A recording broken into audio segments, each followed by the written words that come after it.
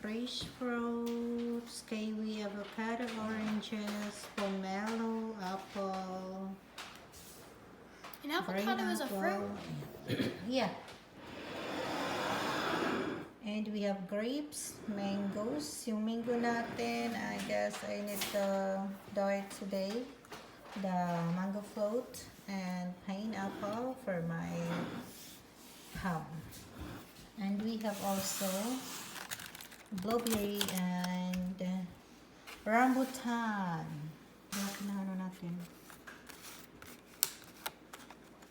Kailangan ko na gawin yung mango float kasi malapit na siya ma-overripe. Oh my God.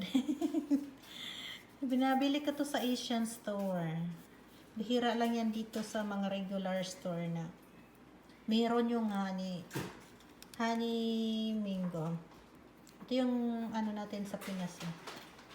Iba yung ano nila dito, yung mango, yung ganito, yung malalaki. Puro ano yan. Pangit kasi.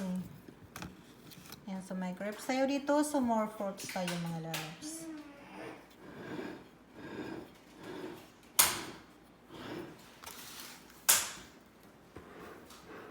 Do we need to wash these?